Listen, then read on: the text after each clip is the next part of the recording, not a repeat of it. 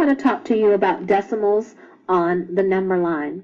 We're going to be using this tomorrow to extend our lesson, so make sure that you're completing your homework in your math journal or on a sheet of paper so that you will be able to bring that to math class tomorrow to help you out. Let's review what we did in class today.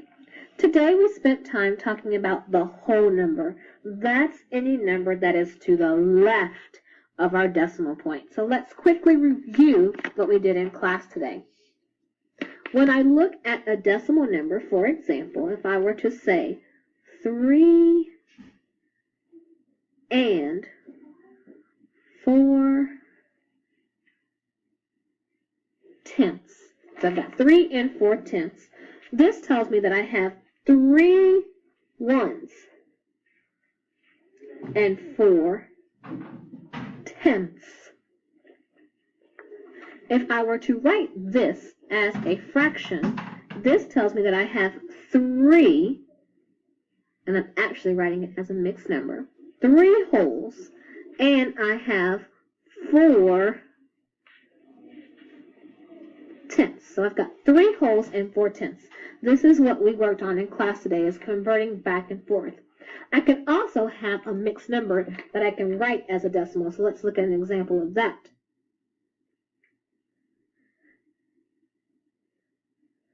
25 and 7 hundredths. So I've got 25 and 7 hundredths. When we go to my place value chart now, I have 25, and actually I could write this if I had a 25 whole numbers, and I would actually add a column that said tens, but for our purposes for right now, I'm going to put it as our whole number. And then I'm going to put, I don't have any tens, I don't have a tens place, but I do have 7 hundredths. So I would write that decimal number as 25 and 7 hundredths. That's what we did in class today. We're going to now use this information that we've learned about whole numbers to look at decimals on the number line. Just like we can use a number line to model fractions, we can use a number line to model decimals. Look at this number line.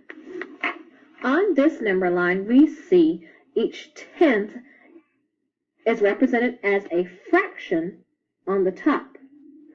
On the bottom, we see it represented as a tenth in decimal form.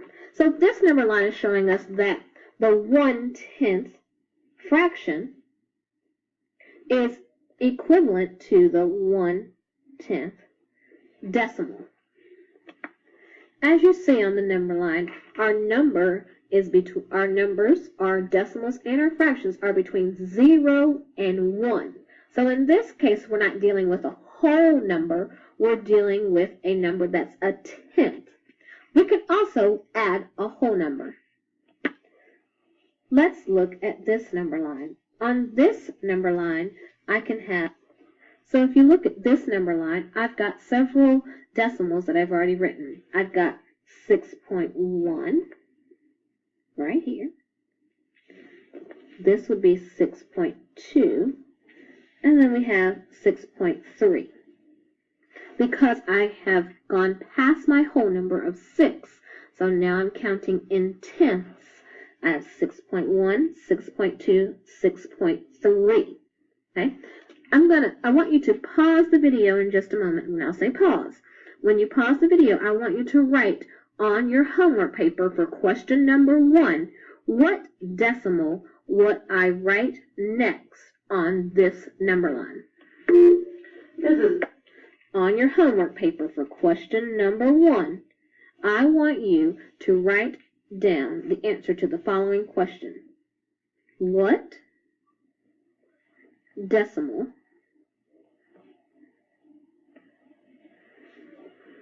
is represented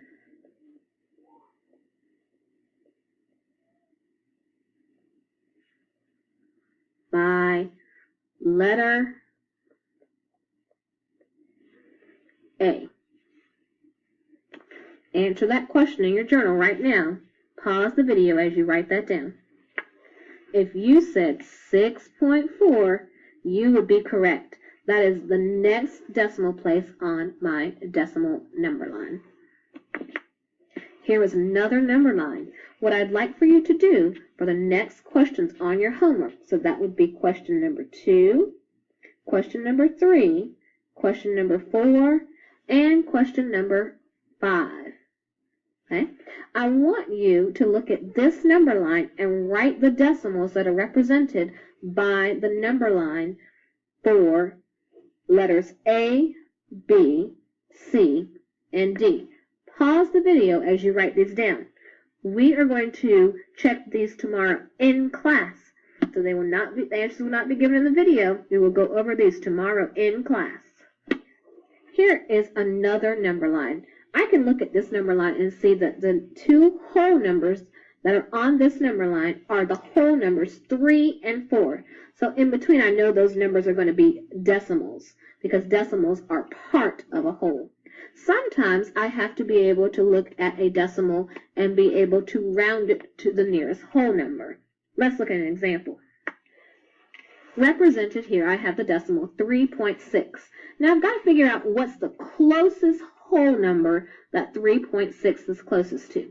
Well, when I do this, I look at 3.6, and I'm actually going to look and see in my tenths place. Remember our rule for rounding. If it's 5 or above, the number goes up to the closest whole. So the next whole number that I would see. So 3.6, the closest whole number would be 4. I want you to, now on your homework paper for question number 6, write down what's the closest whole that 4.2 is closer to. The two wholes that would be between are 4 and 5. So which whole is it closer to? Is it closer to 4 or is it closer to 2? I hope you have enjoyed today's flipped math lesson. Tomorrow we will use this to also introduce how we do the same thing with the hundredths place. So be prepared.